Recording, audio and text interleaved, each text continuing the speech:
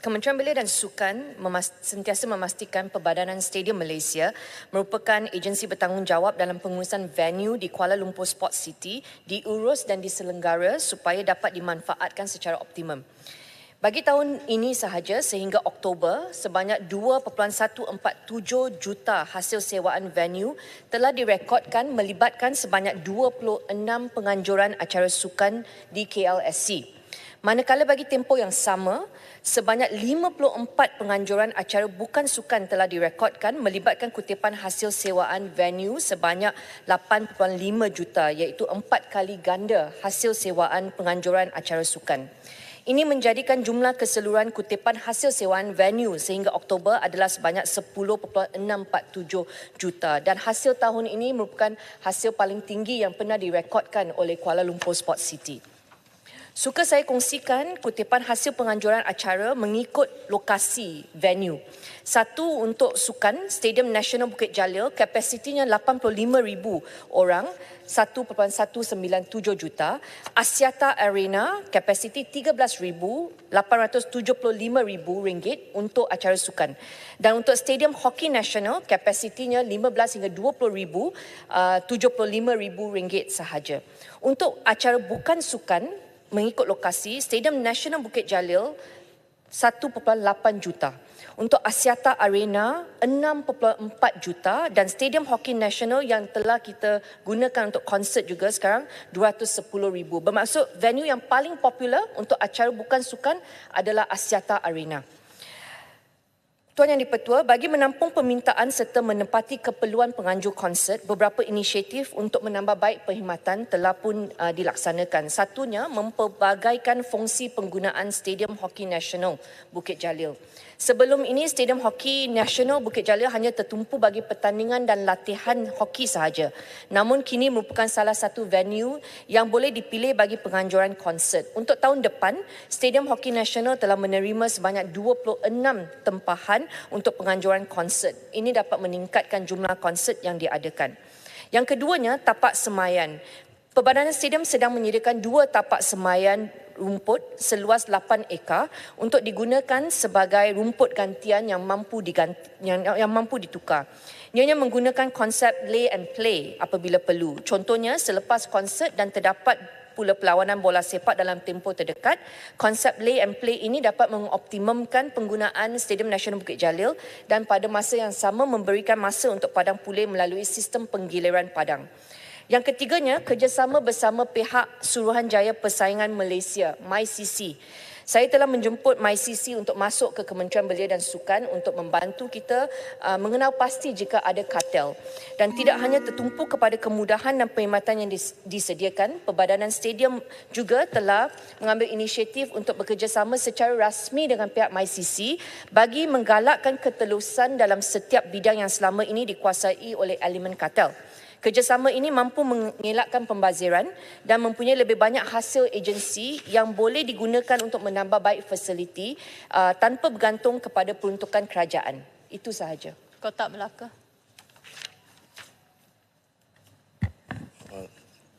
Poin betul. Terima kasih kepada Menteri atas jawapan. Berdasarkan jawapan, sudah pasti kita lihat pendapatan daripada acara bukan sukan.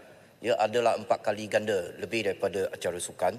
Jadi soalan saya ialah, kalau kita lihat ke belakang ini, ramai promotor konsert, mereka memilih Malaysia, khasnya di Bukit Jalil sebagai lokasi utama mereka untuk menganjurkan konsert musical. Contohnya, 2 minggu yang lepas, Andy Lau dengan Jack Chow, mereka datang ke Malaysia pada hari yang sama. Jadi, apakah rancangan ataupun langkah-langkah yang akan diambil oleh Perbadanan Stadium Malaysia untuk menampung permintaan yang tinggi supaya pada masa akan datang Malaysia akan menjadi lokasi utama untuk konsert dan juga adakah dia akan diperluaskan kepada negeri-negeri yang lain dengan kepakaran yang ada pada Perbadanan Stadium Malaysia, bolehkah dia bekerjasama dengan stadium-stadium di luar daripada Kuala Lumpur ataupun Bukit Jalil, bantu mereka juga. Itu saja soalan saya. Terima kasih, poin betul. Soalannya, kita sudi untuk bekerjasama dengan negeri jika mereka mahu mendapatkan kepakaran perbadanan stadium. Tetapi berdasarkan lokasi, memang kita tahu strategiknya adalah Stadium Axiata Arena, kapasiti 13,000. Kerana itu tidak bergantung kepada cuaca dan senang untuk mereka buat multiple concert nights jika mereka mahu. Kalau Stadium Nasional Bukit Jalil 85,000 agak sukar untuk menampungi, untuk penuhkan stadium tersebut. Soalannya bagaimana kita nak menampung semua kehendak promoter konsert ini? Saya rasa jawapannya adalah pendigitalan. Okay. Tahun lepas, Perbadanan Stadium telah melaksanakan untuk fasiliti rekreasi, fasiliti sukan, telah melaksanakan tempahan dan bayaran secara atas talian, online booking. Pelaksanaan ini bermula pada 15 Jun tahun lepas dan pada masa ini juga Perbadanan Stadium sedang membangunkan sistem tempahan untuk acara berskala besar di venue utama dan dijangka akan mula dilaksanakan pada tahun 2025, di mana tempahan venue sebelum ini dilaksanakan secara manual dan kurang telus. Saya telah mengadakan perbincangan dengan concert operator 16 syarikat dan mereka telah menyatakan bagaimana mereka mahu membawa masuk banyak artis dan Malaysia mempunyai keunikan ini. Walaupun kita tak dapat Taylor Swift, tetapi kita ada kerana kepelbagaian masyarakat di sini, kita ada artis dari Hong Kong, China, artis Hindustan, artis Tamil Indonesia, artis Melayu tempatan, Korea, Japan, Europe, UK, US, pelbagai kerana marketnya besar di sini. Oleh sebab itu, melalui engagement dengan concert operator, mereka telah nyatakan mereka mahu book lebih tetapi dah penuh dan mereka tak tahu siapa yang telah book. Jadi mereka rasa ini kurang telus. Oleh sebab itu kita akan buat pendigitalan. Untuk makluman semua, sukacita saya maklumkan tempahan untuk Axiata Arena untuk tahun depan sudah penuh sehingga penghujung tahun. Okey, market itu ada. Oleh sebab itu kita kena tengok bagaimana kita boleh mewujudkan satu balance seimbang untuk pastikan sukan juga kita bangunkan, konsert juga kita bangunkan kerana mendatangkan hasil kepada negara. Jadi soalannya pendigitalan. Terima kasih. Kanga. Okey, terima kasih Tuan Dipertua. Terima kasih YB Menteri. Jadi YB Menteri, kalau kita tengok dari segi sukan untuk Angkar Rumbi, kita nampak pelibatan Menteri agak baik. Cuma untuk Stadium Bukit Jalil, setiap kali kita ada perlawanan bola sepak yang melibatkan pasukan Malaysia di Stadium Nasional Bukit Jalil, setiap kali juga ada polemik berkaitan dengan kualiti padang diperbahaskan. Sekarang ini sunyilah sebab kita tidak ada perlawanan. Namun Stadium Bukit Jalil menjadi rebutan untuk perlawanan bola sepak dan juga konsert antarabangsa. Negara lain... Soalan.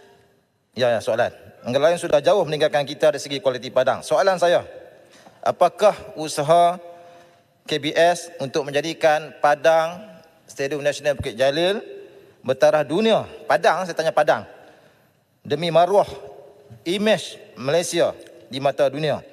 Sejauh manakah keberhasilan pelaburan PSM untuk memastikan padang agak baik? Dan yang terakhir, adakah KBS bersedia bercadang untuk membina stadium baru khusus untuk bola sepak untuk pasukan Malaysia saja, sebab ini melibatkan maruah Malaysia termasuk maruah KBS di mata dunia. Terima kasih YB Menteri. Sebelum saya menjawab soalan YB Kanga, saya nak nyatakan setinggi penghargaan bagi pihak Kementerian Belia dan Sukan kepada Duli Yang Amat Mulia Tunku Mahkota Ismail, Pemangku Sultan Johor, di atas sokongan berterusan dalam menambah baik padang bola sepak khas di Stadium Nasional Bukit Jalil. Ini kerana apabila kita menyebut pasal penyelenggaraan padang bola sepak, saya rasa kita semua tahu bahawa Johor merupakan the leading state, negeri yang menerajui isu ini. Dan semasa saya masuk tahun 2022, kita ada isu banjir. Kita telah selesaikan isu banjir di Stadium Nasional Bukit Jalil, padang itu tersebut. Sudah tidak banjir. Kita telah tukar rumput, kita sedang belajar mengenai Zion Zoysia, kontraktor telah pun ditukar untuk penyelenggaraan yang lebih baik sekarang, dan saya juga ada berbincang dengan pemangku Sultan Johor mengenai usaha kehadapan. Dan sekarang kita sedang melihat rumput hybrid dan sediakan 2 tapak semaian yang baru seperti yang saya telah jawab untuk pastikan kita mencukupi sumber rumput ini jika kita perlu. Tetapi apa yang telah kita belajar daripada konsert Coldplay, konsert Ed Sheeran sebelum ini, bahawa rumput kita kalau kita nak adakan konsert, kita tak boleh letak struktur atas padang rumput. Jadi saya telah laksanakan moratorium. Selepas 2 episod tersebut, kita laksanakan moratorium. Konsert boleh berjalan tetapi hanya untuk rakyat berdiri ataupun duduk dan tidak melebihi 48 jam. Dan kita gunakan TerraPlus, Turf Protection. Okay? Dan sekarang berjalan dengan lancar kerana ada moratorium tersebut. Tetapi bila kita ada artis antarabangsa seperti Coldplay, bila mereka masuk, mereka mempunyai tema konsert sendiri satu dunia. World tour mereka, dan konsep struktur pentas mereka tak boleh diubah. Masa itu kita perlukan lay and play seperti yang saya nyatakan Badan Stadium sedang sediakan. Untuk negeri-negeri lain, infrastruktur negeri lain, sebenarnya Kementerian Belia dan Sukan telah memberikan grant kepada setiap negeri yang mahu menerima matching grant RM500,000 untuk mereka tukar rumput, untuk mereka baiki saliran.